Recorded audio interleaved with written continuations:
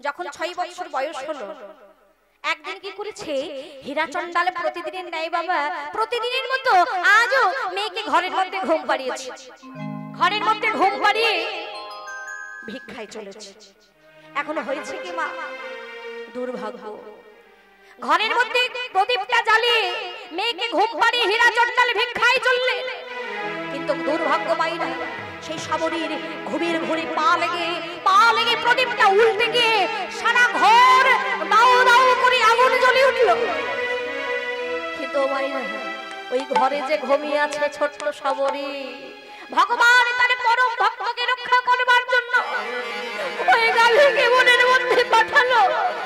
আর গাভীর মনে যে বড় দয়া হলো, তিনি যে প্রতিদিন দুগ্ধ দান করে যায় শিশু কন্যাটিকে, তাই নিজের সন্তান স্নেহে ঢুকে পড়ল অগ্নি প্রজ্বলিত ঘরের মধ্যে।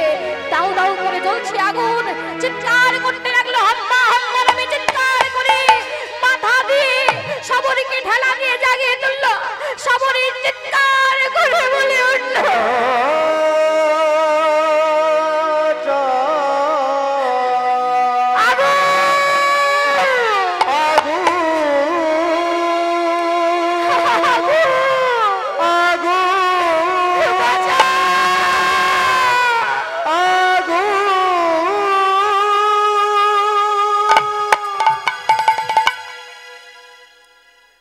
সাবরী ভয় পেয়ে ছুটতে ছুটতে সেই গাভীকে সঙ্গে নিয়ে ছুটতে বেরিয়ে এলো একটি বটবৃক্ষের তলে। মধুসূদনের শরণে বসে আছে বাবা। আর ওদিকে হয়েছে কি জানেন? ওদিকে মনের আনন্দে হীরা চন্ডাল বাড়ি ফিরছে। সারাদিন ভিক্ষা করে বাড়ি ফিরছে, আর মনে আনন্দ ধরে না, কারণ কতক্ষণে আমার কন্যার সাবরীর মুখখানি আমি দেখবো। আনন্দ করতে করতে লাফাতে লাফাতে আসছে। ও মায়েরা, সেই হীরা চন্ডাল ঘরের সামনে এসে দেখছে, সেই কুড়ে ঘরের সম্মুখে এসে দেখছে তার সেই কুড়ে ঘরটা পুড়ে ছাই হয়ে গেছে।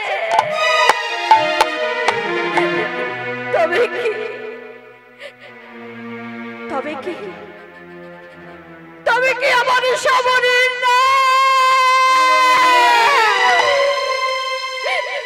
সাবরী, ভগবান তুমি আমার কি করলে ঠাকুর, তুমি আমার কি করলে? আমি আর কি নিয়ে বাঁচবো, আমি আর কি নিয়ে বাঁচবো প্রভু, বলে দাও আমি আর কি নিয়ে বাঁচবো? তুমি আমার স্ত্রীকে নিলে,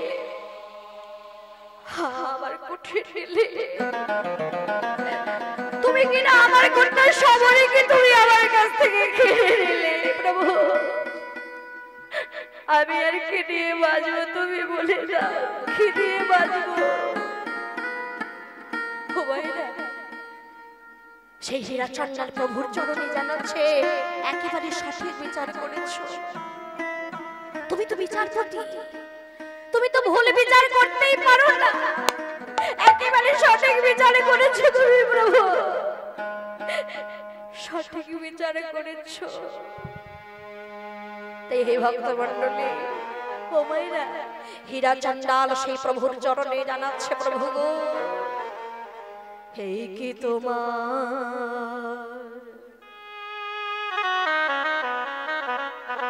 বিচার প্রভু, হে কি তোমার বিচার, এই কি তোমার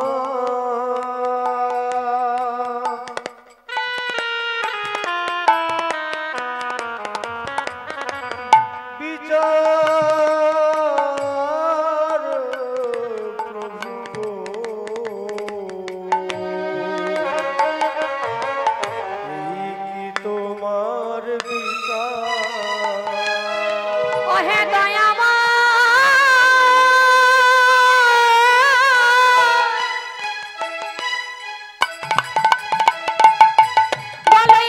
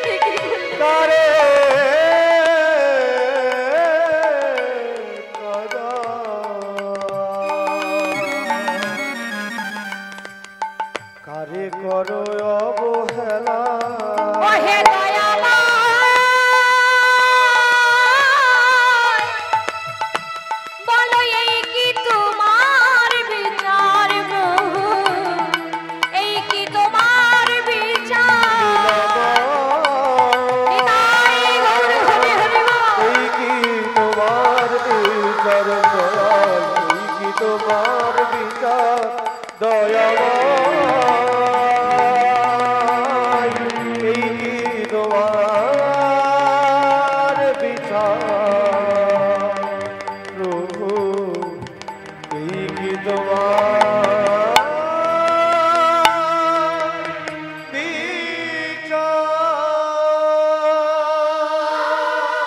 হরি হরি বল জয় রাধে। ও মায়েরা, অঝর নয়নে কাছে হীরাচন্ডা, আর চারিদিকে মনের চারিদিকে খুঁজছে, যদি কোথাও খুঁজে পাই তাই ছোট্ট সবরীকে। এখন বাবা খুঁজতে খুঁজতে খুঁজতে খুঁজতে হঠাৎ লক্ষ্য পড়েছে মা, কোথায় জানে? লক্ষ্য পড়েছে ওই দূরে গাছের তলায়, গাভীর পেটির তলায় ছোট্ট সবরী মধুসূদনের শরণে বসে আছে। ছুটতে গিয়ে কোলে তুলে নিল তাকে। ও মায়েরা, কিছুদিন সেই বটবৃক্ষের তলে কাটালে, তারপর সেখানে একটা পাতার কুঠির রচনা করে সেখানে দুইজনে বসবাস করছেন, হীরাচন্ডাল ও তার ছোট্ট কন্যা সবরী। এখন বাবা দেখতে দেখতে কয়েক বছর কেটে গেছে। একদিন দৈব দুর্ঘটনায় ও মায়েরা ওই হীরাচন্ডাল মারা গেলেন। এখন আপনারা ভাবুন,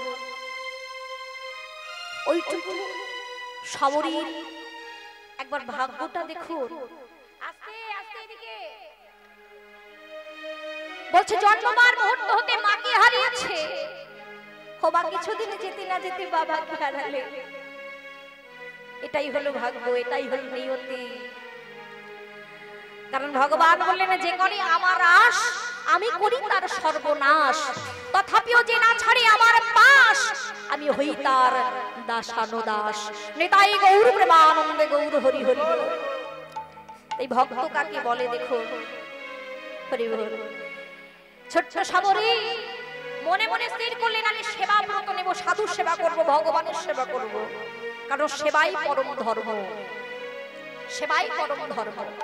মহাজন বললেন, তুলিবি যদি ছানা মাখন সকালে সকালে তো, সকালে সকালে তো পচি বেলায় ভজন সাধো, ভজন সাধো, আর বৃত্ত হলে ভজনে বাধায় গণ্ড ভজনের বাধায় গণ্ডগোল।